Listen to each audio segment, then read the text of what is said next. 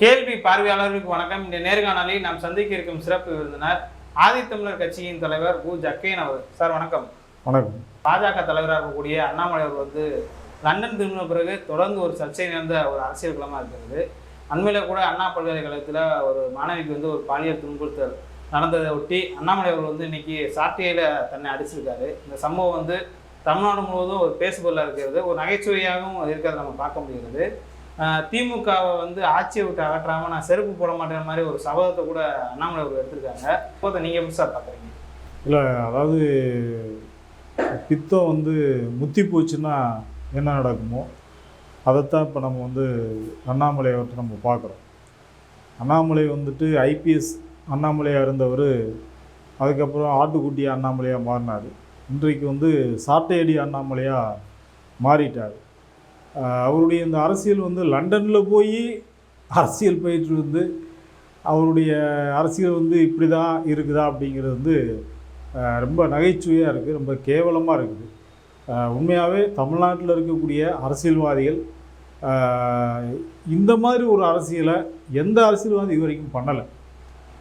தமிழ்நாட்டினுடைய ஒரு அரசியல்வாதிகள் எப்போவுமே ஒரு முற்போக்காக இருப்பாங்க. அதாவது பிஜேபியாக இருந்தால் கூட அவங்கள இருக்கிறவங்கள கூட இந்தளவுக்கு யாரும் தரந்தாழ்ந்து போய் எங்கேயுமே நடந்து கொண்டது கிடையாது. இப்போ அண்ணாமலையினுடைய இந்த செயல்பாடு என்பது அவர் தன்னைத்தானே அடித்து கொண்டு சாட்டை வச்சு அடிக்கக்கூடிய இந்த ஒரு ஒரு ஒரு ஒரு கேவலமான அரசியல் என்பது இன்றைக்கி எல்லாமே காரி துப்புகின்ற அளவுக்கு வந்துருச்சு. இது அவருக்கு மட்டும் கேவலமாக நான் பார்க்கல. இது ஒட்டுமொத்த ஒரு சமூகத்துக்கே ஒரு தமிழ் சமூகம் இன்றைக்கி தமிழர்கள்னாலே நம்ம வெளியே போய் சொல்லும்போது ஒரு தலை நிமிர்ந்து நிற்கக்கூடிய ஒரு நிலைமையில் இருக்குது. பிஜேபியில் இருக்கக்கூடிய தலைவர்கள் கூட அகில இந்திய அளவில் இப்படி எடுத்துட்டால் கூட இந்த மாதிரியெல்லாம் யாரும் பண்ணது மாதிரி நமக்கு தெரியலை. இப்போ இந்த அண்ணாமலையினுடைய இந்த அரசியல் அந்தளவுக்கு ஒரு தரந்தாழ்ந்த அரசியலை பண்ணிகிட்ருக்கார். உண்மையாக என்னென்னா இப்போ அண்ணா பல்கலைக்கழகத்தில் பாதிக்கப்பட்ட அந்த மாணவிக்கு ஒரு நியாயம் கொடுக்கணும், நியாயம் கிடைக்கணும் அப்படிங்கிறதுக்கான ஒரு குரல் என்பது அப்படியே முற்றிலுமாக மாறி இப்போ அண்ணாமலை சாட்டையடி ஏன் அடித்தார் அப்படிங்கிற மாதிரியான அந்த இடத்துல கொண்டு போய் நிப்பாட்டும். அப்போ அண்ணாமலை ஒருவேளை அவர் ஆளுகின்ற திமுக ஆட்சிக்கு ஆதரவாக இப்படி செய்கிறாரோ அப்படின்னு கூட நம்ம நினைக்க வேண்டிய ஒரு சூழ்நிலை இருக்குது. அதாவது திமுக ஆட்சியினுடைய ஒரு ஒரு ஒரு கடுமையான ஒரு பாதிக்கப்பட்டிருக்கக்கூடிய பெண்ணை எதிர்த்து எல்லாரும் கேள்வி விட்டுருக்கு. அதிமுகலாம் இன்றைக்கி கடுமையான போராட்டங்கள்லாம் அவங்க நடத்துகிறாங்க. அப்படி நடத்துகின்ற பட்சத்தில் ஊடகங்கள் மத்தியில் தன்னை பேசணும், ஒரு பாதிக்கப்பட்ட மாணவனுடைய பிரச்சனையை பற்றி கூட பேசக்கூடாது, எல்லாருமே நம்மளை பற்றியே பேசணும் அப்படிங்கிறதுக்காகவே ஒரு திட்டமிட்டு ஒரு கேவலமான ஒரு அரசியலை அவர் செய்வதை பார்க்கும்போது உள்ளபடியே தமிழ்நாட்டில் இப்படி ஒரு அரசியல்வாதி இருக்கிறது நமக்கெல்லாம் கேவலமாக இருக்குது. உண்மையாக இப்படி ஒரு அரசியல்வாதி இருக்கிறத நினச்சி இப்போ நம்ம தான் சாட்டையில் அடிச்சுக்கணும் போல தெரியுது. இப்போ எஸ்வி சேகர் கூட சொல்லியிருந்தார், தமிழ்நாட்டில் இவர் பண்ணிருக்கக்கூடிய இந்த சாட்டையடிங்கிறது டெல்லியில் இருக்கக்கூடிய தலைவர்கள் 100 பேர் சாட்டையில் அடிச்சுக்கிட்டால் கூட தமிழ்நாட்டில் இப்படி ஒரு தலைவரை அனுப்பிட்டோமே அப்படின்னு நினச்சிட்டு அவங்க 100 பேர் சாட்டையை அடித்தா கூட அந்த பிரச்சனைக்கு தீர்வாகாது. சாட்டையடியினுடைய இன்னொரு ஒரு நோக்கமாக தமிழ்நாட்டில் ஒரு பெண்களுக்கு பாதுகாப்பு இல்லை, அதற்காக தான் நான் பெண்களுடைய ஒரு அண்ணனா கூட இந்த மாதிரியான ஆர்ப்பாட்டம் செய்யுதுன்னு சொல்கிறாங்க. அதாவது ஒரு பெண்களுடைய அண்ணனா ஒரு பேசுகிறார் அப்படின்னா பல பிரச்சனைகள் நடந்திருக்கு. இப்போ இவர் மாநில தலைவராக இருக்கும் பொழுது சமீபத்தில் பார்த்தீங்கன்னா மணிப்பூர் மாநிலமே பற்றி எரிந்தது. அது பற்றி எரிந்ததுன்னு சொன்னோம்னா அதாவது சர்வசாதாரணமான ஒரு சின்ன வார்த்தைகள் நம்ம சொல்லிடுறோம். அது ரொம்ப கொடூரமான ஒரு கடுமையான ஒரு பதற்றத்தையும் ஒரு கள நிலவரத்தையெல்லாம் நம்ம பார்க்கும்பொழுது உண்மையாக நம்மளாம் இந்தியாவில் இருக்கிறதுக்கே தலைகுனிய வேண்டிய ஒரு நிலைமையில் அந்த வீடியோ காட்சிகள்லாம் இருந்துச்சு. அதாவது பழங்குடியின பெண்களை நிர்வாணமாக இழுத்து செல்லப்பட்டு அவங்கள போகும்போதே அடித்து துன்புறுத்தி ரொம்ப கொடூரமான ஒரு தாக்குதலை சமீபத்தில் நம்முடைய அரசியல்கள் சமீபம் ஒரு 6-7 மாதத்துக்கு முன்னாடி நம்ம பார்த்தோம். அப்போல்லாம் இந்த அண்ணாமலை எங்கே போனார்? அவ்வளோ ஒரு கொடூரமான தாக்குதல் நம்ம நாட்டில் நடக்குது. மணிப்பூர் மாநிலமே பற்றி எரியுது. அண்டை மாநிலங்கள்லாம் பார்த்துட்டு சகிக்க முடியாமல் ஏதாவது ஒன்று செய்யணுமே அப்படின்னு எல்லாருமே கடுமையாக எதிர்த்து போராடிட்டு இருந்த ஒரு சமயத்தில் அண்ணாமலைக்கு வந்து அப்படியெல்லாம் ஒன்றுமே வரலை. அப்போ அண்ணாமலைக்கு வந்து ஒருவேளை பல்கலைக்கழக மாணவி பாதிக்கப்பட்டால் தான் அப்படி ஒரு சிந்தனை வருமா? பழங்குடியின பெண்ணுக்கு வந்து ஒரு பாதிப்பு ஏற்பட்டால் அவருக்கெல்லாம் அந்த சிந்தனை வராதா? ஏன் வந்து ஒடுக்கப்பட்ட மக்கள், பழங்குடி மக்கள் இன்றைக்கு ஒவ்வொரு நாளும் தேசிய மனித உரிமை கமிஷனுடைய அறிக்கையின்படி இன்றைக்கி வந்து ஏதாவது ஒரு கிராமத்தில் தினந்தோறும் 3 பெண்கள் பலாத்காரம் செய்யப்படுறாங்க. அதாவது கற்பழிப்புங்கிறது கூட நம்ம கற்பழிப்புங்கிற வார்த்தை கூட பிற்போக்குத்தனமாக இருக்குது. அதை பலாத்காரம் தான் சொல்கிறாங்க. அப்போ வந்து ஒரு பலாத்காரம் செய்யப்படுறாங்க. தினந்தோறும் இந்தியாவில் ஏதாவது ஒரு இடத்துல 3 தலித் பெண்கள் பலாத்காரம் செய்யப்படுறாங்க. அதை வந்து நம்ம கண்கூட நம்ம பார்க்குறோம்.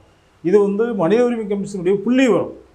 அப்போல்லாம் வந்து இவர் வந்து வாயே திறக்கவே இல்லையே.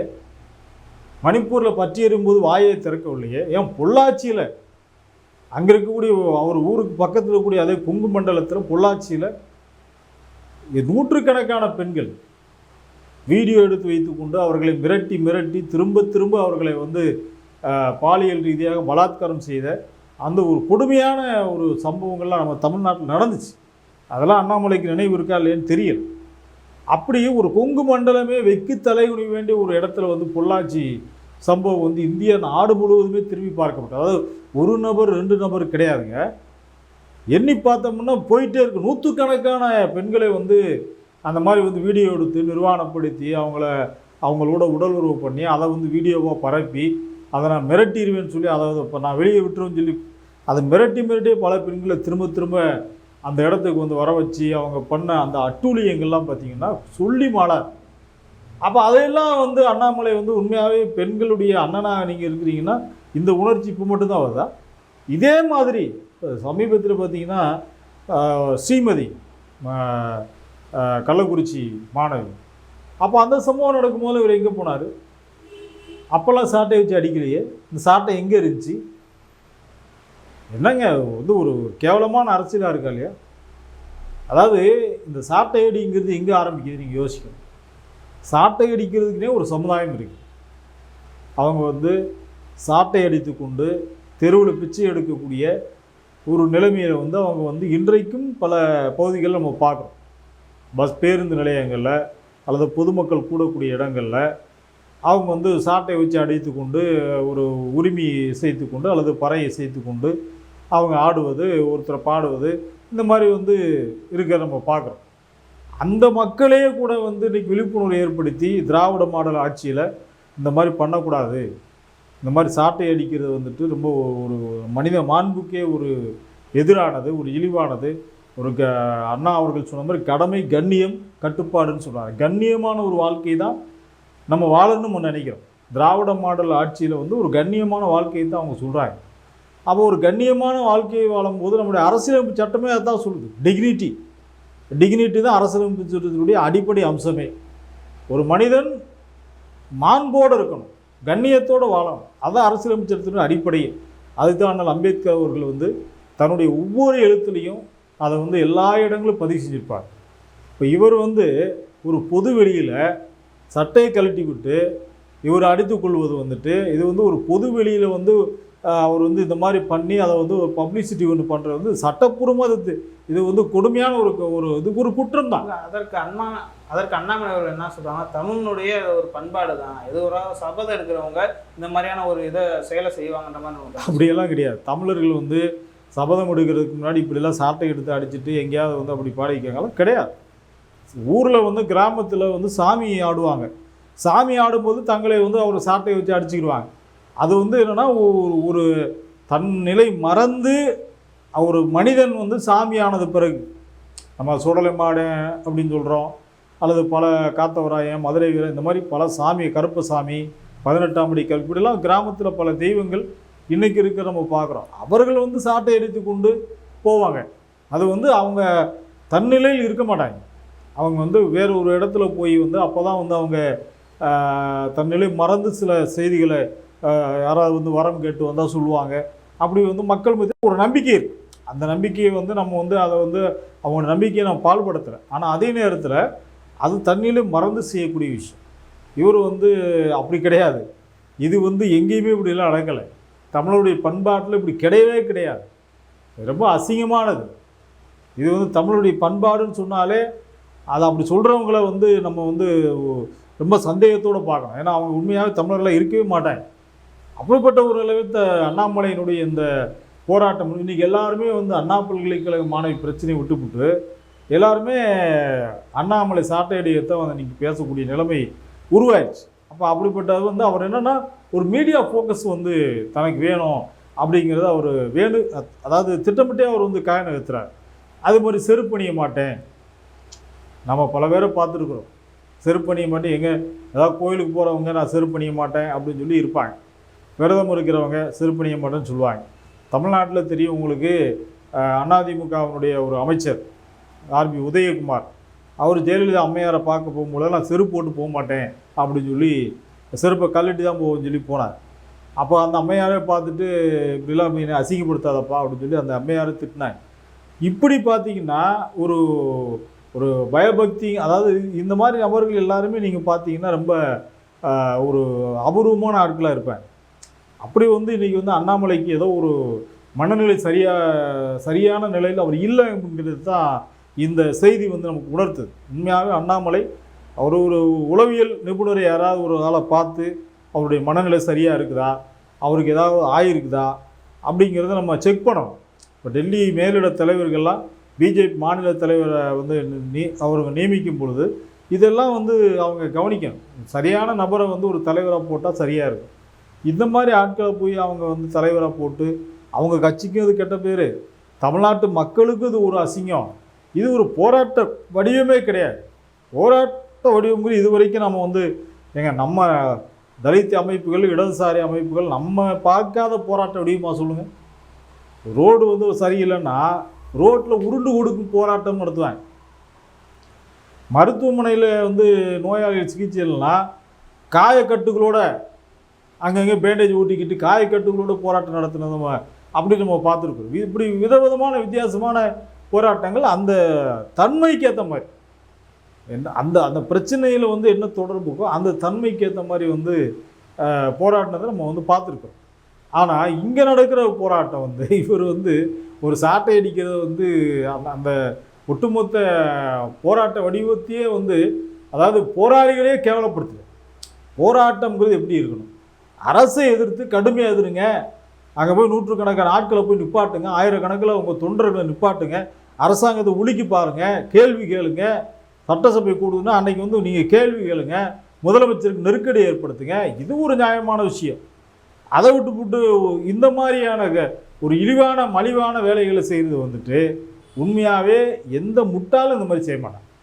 அண்ணாமலை உண்மையாகவே அவர் தன்னிலையில் இருக்கிறாரா, அவருடைய மனநிலையில் ஏதாவது கோளாறு இருக்கிறதா என்பதை நீங்கள் சரிபார்க்க வேண்டிய இடத்துல பிஜேபியினுடைய தலைமை செய்ய வேண்டிய ஒரு மிக முக்கியமான பணியாக வந்து நான் வந்து பார்க்குறேன். அதனால் வந்து அண்ணாமலையினுடைய இது வந்து முழுக்க விளம்பரத்துக்கான, எல்லாருமே தன்னை பற்றி பேசணும்.